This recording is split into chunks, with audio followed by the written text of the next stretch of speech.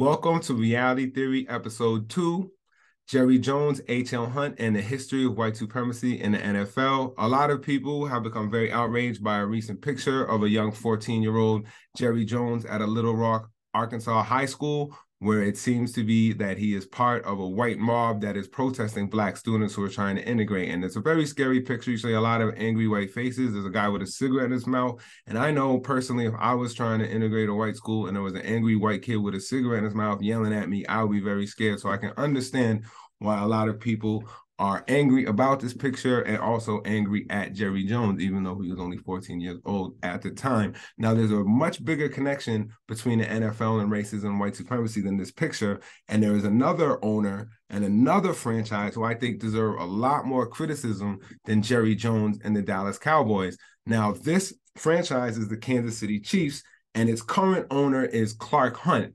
Now, Clark Hunt's grandfather was H.L. Hunt. Now, H.L. Hunt was one of the most notorious white supremacists of all time, and he was the money behind a lot of racist groups like the John Birch Society, the Ku Klux Klan, promoted a lot of anti-Semitic groups, gotta get them, like the Liberty Lobby. So let's look at Jerry Jones and his connection to H.L. Hunt and H.L. Hunt's connection to white supremacy, the Nation of Islam, and the assassination of certain very important political figures. So let's get started.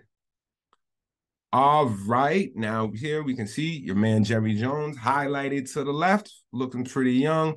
He doesn't look as angry as the rest of these people. He does look curious, as he says. I don't know if he's yelling at these people. And to the right, we have Mr. Notorious White Supremacist, H.L. Hunt.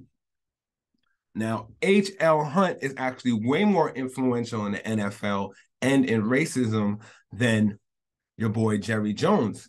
Now, H.L. Hunt was one time was the richest man in America and considered the most powerful man in America, and also considered one of the most racist men in America, who actually funded a lot of the people who were carrying out the racism, the Ku Klux Klan, John Birch Society, Liberty Lobby, and racist candidates like Strom Thurmond and George Wallace.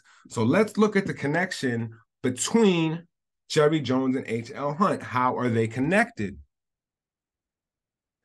So around 9 years after we saw Jerry Jones at Little Rock, Arkansas, he graduates from Arkansas State College.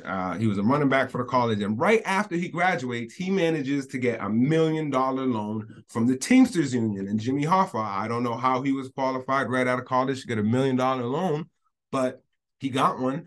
And so he took that money and he wasted, like the Shakey's Pizza Parlor, they fail in Missouri. So now he has a new goal. He wants to be an NFL owner at age 23. Now, age 23, most people might want to play for the NFL or go to an NFL game. He wanted to buy a professional football franchise. Now, at the time, there was two football leagues. There was the NFL and the AFL. Now, here's the connection to H.L. Hunt. His son, Lamar Hunt, was one of the founders of the American Football League. And how that happened was H.L. Hunt wanted to buy a football team for Dallas. So H.L. Hunt went to the NFL and they said, get out of here with your daddy's rich money. We don't want it. So what he did is he started his own football league with a bunch of his rich friends and his daddy's money. And this was the American Football League. So we had teams like the Dallas Texans, Miami Dolphins, Buffalo Bills, Houston Oilers. All of those teams that would eventually become the AFC were originally parts of the AFL, which was the team funded by Lamar Hunt and his daddy, H.L. Hunt's money. Now, Jerry Jones wanted a franchise, but he didn't have a rich white supremacist dad like Lamar Hunt. He actually didn't have much money at all. He's making around $1,000 a month. So in order to buy the San Diego Chargers, which were part of the AFL, he went to Jimmy Hoffa and the Teamsters Union. Those familiar with Jimmy Hoffa and the Teamsters Union, in the 60s, they were kind of being used as a bank for the mob. So that's how the mob was able to buy a lot of casinos, because you can't buy it with dirty mob money. So they would use the Teamsters Union pension fund to buy these casinos as kind of front money. So this is really interesting because it seems at age 23 now, he goes back to the Teamsters Union after, failing on his first endeavors with the pizzas. Now he wants to buy an NFL franchise, and now they give him a loan for $5 million.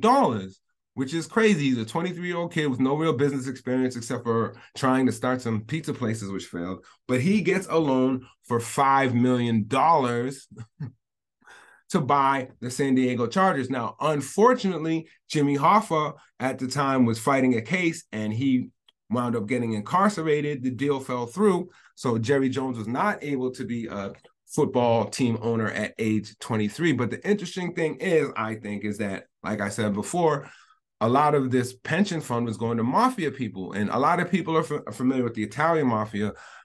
Other people might not be as familiar with the Dixie Mafia. Now, the Dixie Mafia is a Southern white Anglo-Saxon mafia that does a lot of the same thing the mafia does. They engage in prostitution. They engage in gambling. They did engage in illegal liquor sales. They engage in drug selling. So I'm really wondering how a man like Jerry Jones at age 23 could get a loan from a notorious mafia bank to buy a football franchise unless he was connected to the Dixie Mafia. Now, Lamar Hunt and H.L. Hunt were also connected to Dixie Mafia, as we'll see in a few slides down. So we have H.L. Hunt right here, and we see he was one of the founders of the AFL with his money in Lamar Hunt. He also, according to his aide, John Carlington, gave a lot of money to the Ku Klux Klan. Again, he helped found the Dallas Texans, which became the Kansas City Chiefs. He would also fund George Wallace's campaign. And we see him with the Confederate flag button, notorious white supremacist George Wallace. He funded his campaign. And he also funded Elijah Muhammad, which we will get into a little bit later. So how did H.L. Hunt make his money? According to the FBI, H.L. Hunt and his right-wing organizations, Facts Forum and Lifeline Foundation, are well known to the FBI. He was reportedly a professional gambler years ago, won an oil lease in a card game, and is also alleged to have operated prostitution activities in Arkansas several years ago. We also received information that as of 1943, he was alleged to be the operator of a private horse race and gambling bookie establishment within his office in Dallas. Okay, so it sounds here to me like H.L. Hunt is part of the Dixie Mafia. He's a gambler. He engages in prostitution. He has a big bookie establishment. He was also connected to a man by the name of Frank Erickson, who was a big gambler. And now Frank Erickson was the right-hand man of Arnold Rothstein, who was part of the Jewish Mafia and helped fix the World Series in 1918. So very interesting that the money that went into funding the NFL came from a professional gambler and kind of a bookie, Dixie Mafia guy who kind of seems to be controlling a lot of gambling interests and is not only making money off oil, but also gambling. So what was he doing with his money? Who was he funding? What candidates? You know, like he spoke with his money. So in order to get his message across rather than saying things himself, he would give money to candidates who had similar worldviews to himself. So here is one of the candidates that H.L. Hunt funded, George Wallace. Today, I have stood where once Jefferson Davis stood and took an oath to my people. It is very appropriate that from this cradle of the Confederacy, this very heart of the great Anglo-Saxon Southland, that today we sound the drum for freedom, as have our generation of forebears before us done time and again down through history. Let us rise to the call of freedom-loving blood that is in us and send our answer to the tyranny that clanks its chains upon the South. In the name of the greatest people that have ever trod this earth, I draw the line in the dust and toss the gauntlet before the feet of tyranny, and I say segregation now, segregation tomorrow, and segregation forever. That was George Wallace, notorious white supremacist. You might remember him from the movie Forrest Gump. He was trying to block the black students from integrating the school. And he's using a lot of white supremacist talking points, going back to the Confederacy, talking about how they're the greatest people, talking segregation now, segregation forever. And he got his money from for his campaigns for a long time was from H.L. Hunt, the same person who helped fund the NFL. Another person he helped fund was Strom Thurmond, notorious white supremacist senator from South Carolina. Let's listen to what Strom Thurmond had to say about segregation. Enough troops in the army to force the Southern people to break down segregation and admit the Negro race into our theaters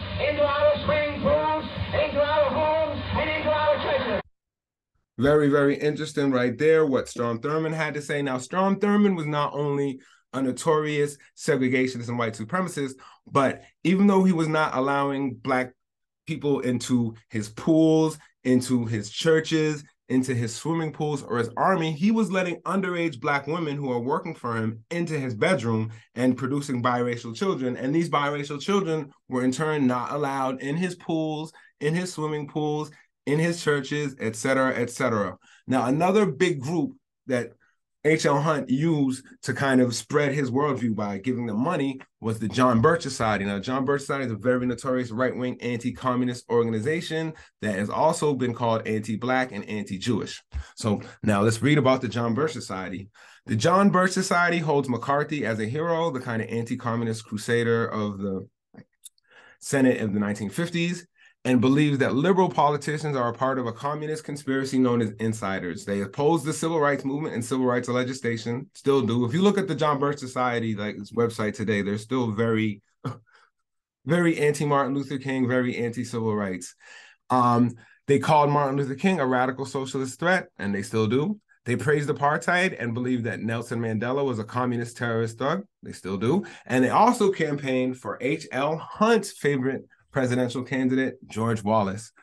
What is most scary about the John Birch Society that has become a breeding ground for neo-Nazis. Several members of the intellectual wing of the white nationalist neo-Nazi movement come directly from the John Birch Society. One of the founders of the John Birch Society was Revilo P. Oliver, who went on to found the neo-Nazi organization, the National Alliance, which named Hitler the greatest man of our era. Another member of the John Birch Society was William Pierce, also a founding member of the National Alliance, who wrote the Turner Diaries. The Turner Diaries is credited for inspiring Timothy McVeigh to bomb the Alfred P. Murrah building in Oklahoma City, killing 168 people. Other prominent members of the John Birch Society who played large roles in the neo-Nazi movement include Tom Metzger, who was the Grand Dragon of the KKK, and Kevin Strom, the former managing director for National Vanguard, another prominent white supremacist organization who was convicted for child pornography. Now, let's hear it from the horse's mouth. What does the Ku Klux Klan say about the John Birch Society? Here's John Lee Clary, a former Imperial Wizard for the KKK, and this is what he said about the John Birch Society. The John Birch Society is just a political version of the KKK without the name of the KKK. They center on the political ideas of the Klan, are not as vocal in public on the ideas of racial superiority, but they attract the same people and say the same things behind closed doors. A rose by any other name is still a rose. The Klan by any other name is still Klan. So not only did we have H.L. Hunt funding the John Birch Society and the Ku Klux Klan, according to his aide, John Curlington, he was also funding Elijah Muhammad and the Nation of Islam. And at the time, in the Nation of Islam, Elijah Muhammad was referring to white men as the devils through his messenger, Malcolm X, who changed his tune. But Malcolm would actually later say that Elijah Muhammad was getting his money from H.L. Hunt and was being manipulated by him.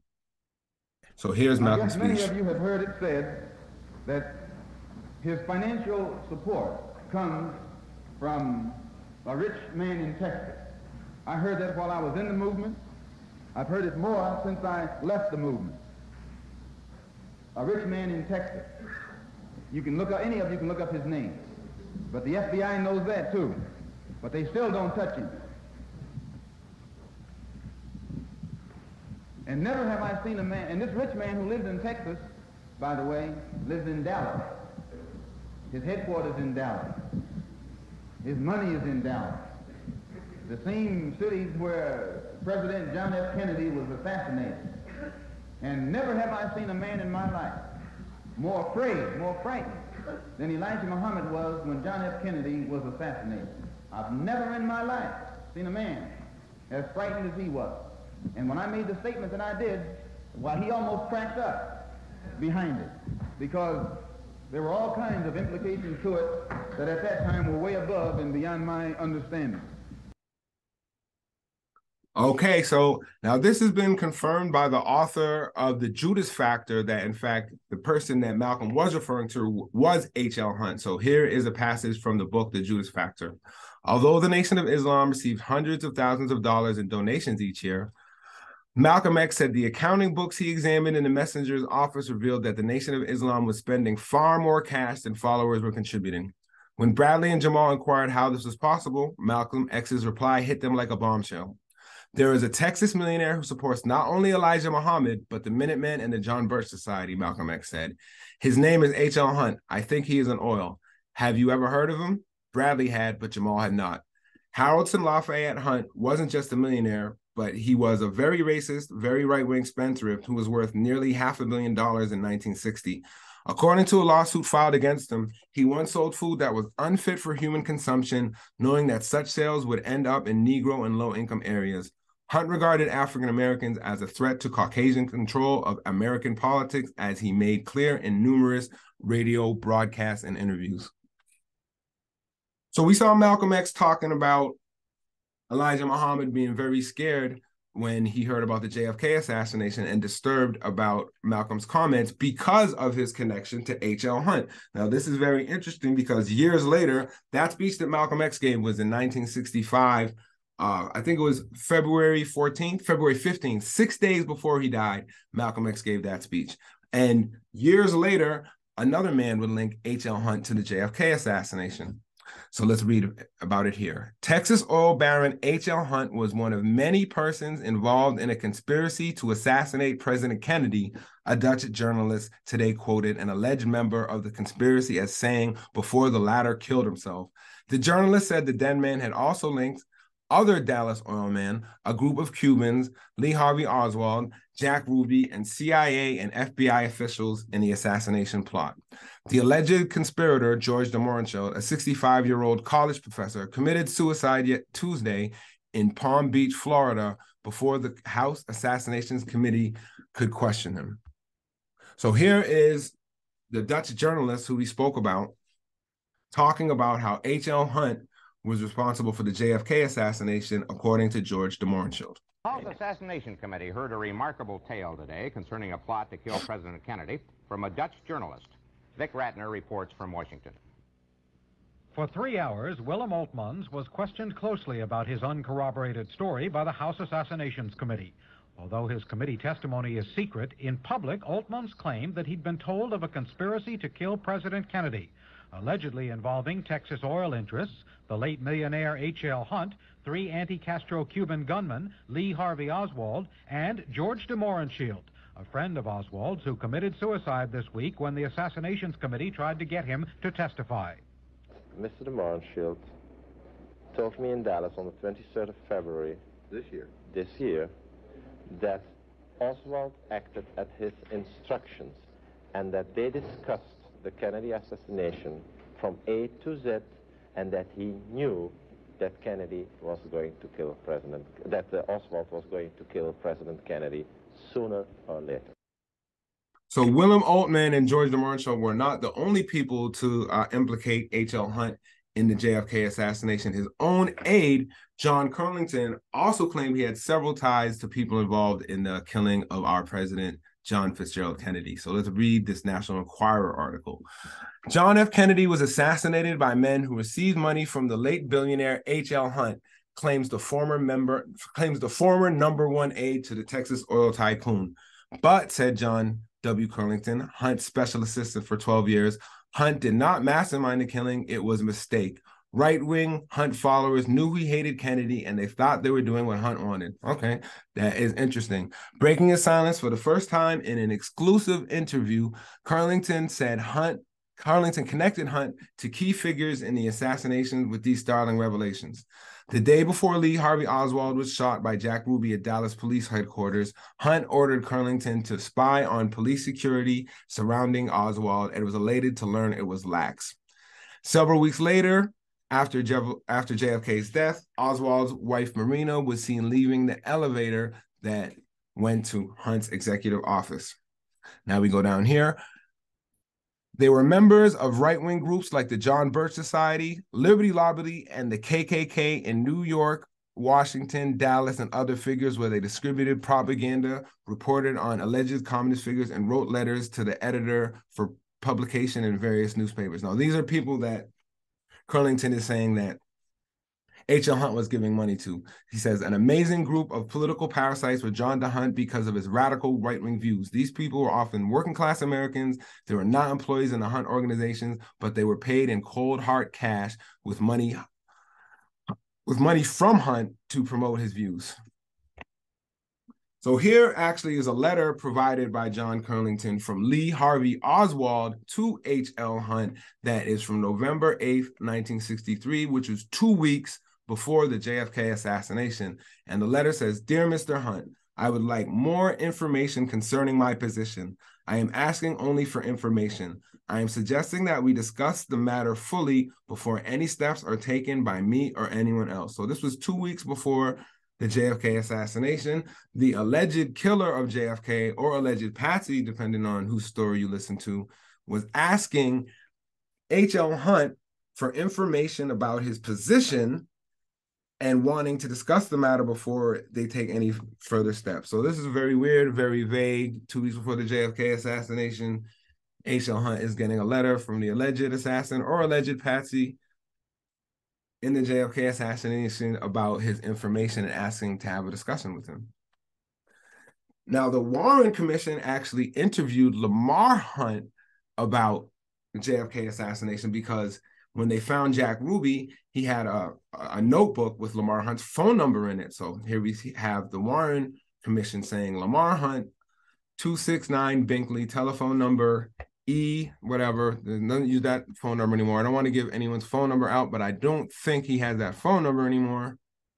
But anyways, let's move on. Who is the owner of the Kansas City Chiefs American League Football Club and whose name appeared as Lamar Hunt in a book which was the property of Jack Ruby, was contacted at his office located on Orchard Lane with telephone number. He advised they had never been acquainted with Jack Ruby. So basically saying he doesn't know Jack Ruby. He doesn't know how his phone number wound up in Jack Ruby's address book. Very interesting. A lot of ties between the Hunt family and the JFK assassination. So unfortunately, Lamar Hunt died in 2006, so we cannot ask him about what he knew about the JFK assassination. He was really good friends with Jerry Jones, though. So maybe he told Jerry Jones something about the JFK assassination. Maybe Jerry has some info, being such good friends with Lamar Hunt. So Madeline Duncan Brown was the mistress of Lyndon Baines Johnson, who was JFK's vice president and president after JFK was assassinated. And according to both her and Curlington,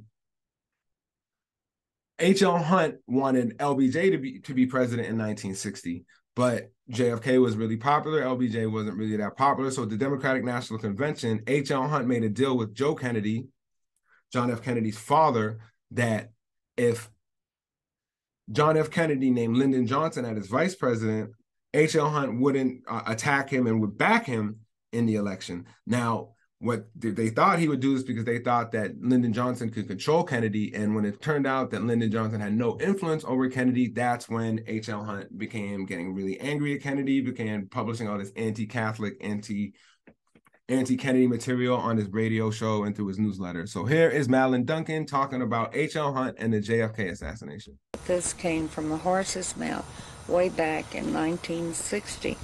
And when H.L. came back to Dallas, I was walking up Irving Street, which I did almost daily with him, and he made the remark, "We may have lost a battle, but we're going to win a war." And then the day of the assassination, he said, "Well, we won the war." It was a total political thing, a political crime, and H.L. Hunt really controlled what actually happened to John Kennedy.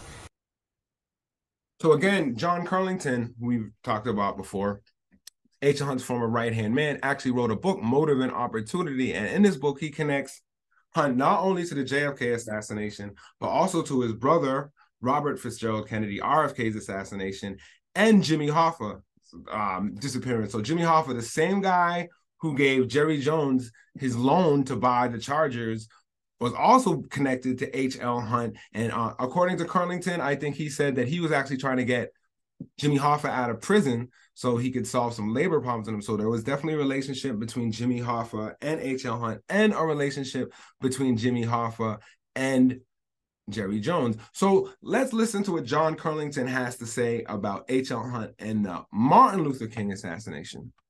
Mr. Hunt gave me $125,000. I left the next morning for cash, right?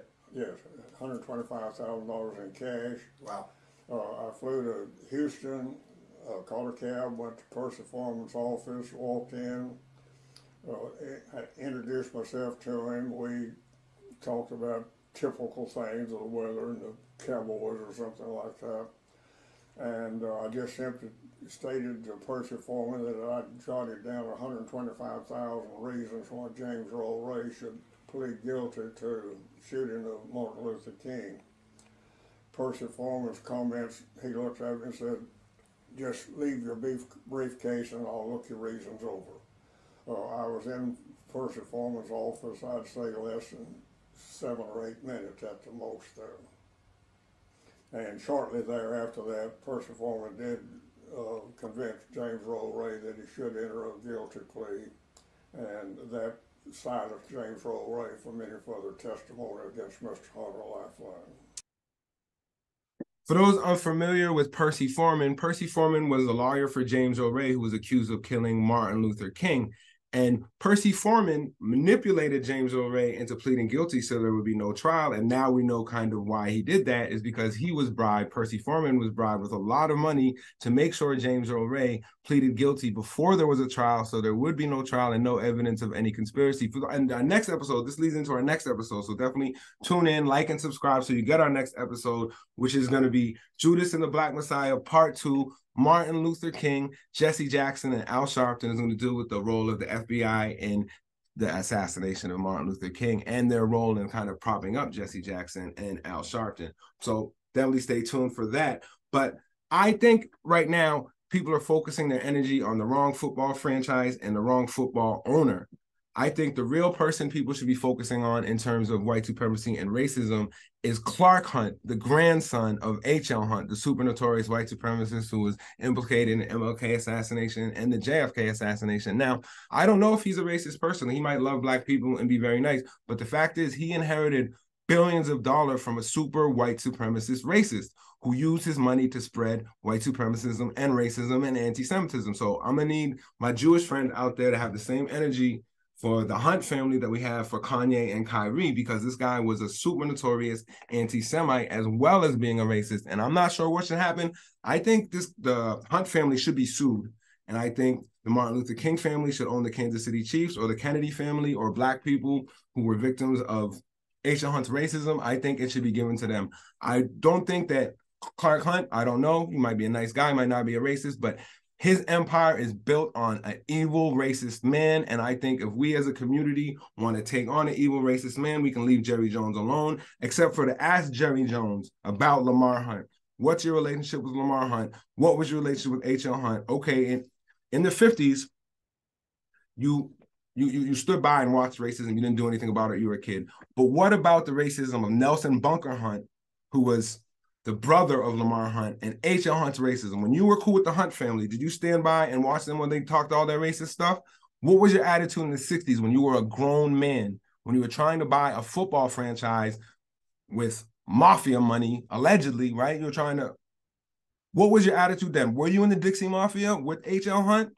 I would like to ask these questions of Jerry Jones, not about when he was 14, but what was he doing when he was in his 20s and H.L. Hunt and Lamar Hunt were allegedly involved in the JFK assassination and the MLK assassination. Well, not Lamar in the MLK assassination, but in the JFK assassination, and spreading all this racism while they were building the American Football League.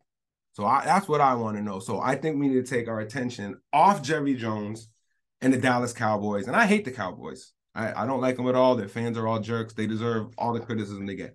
But I think Jerry Jones is not the biggest problem in the NFL when it comes to white supremacy and racism. That problem is Clark Hunt and the Kansas City Chiefs, and that's who we need to focus our attention on. That's who we need to get some lawsuits on. That's who we need to start protesting against. That's the real racism cancer of America that still lives on today, because a lot of the ideas that H.L. Hunt was spreading in the 50s and 60s are still the foundations of racism in America. So this is Reality Theory, episode 2, Jerry Jones, H.L. Hunt, and the history of white supremacy in the NFL. Thank you very much for tuning in. Be on the lookout for the next episode coming very soon, which will continue on this and move on to Martin Luther King. We gave a little teaser of Martin Luther King in the end, and we're going to get way deeper in that in the next episode. So peace out, everybody, and check out the next episode.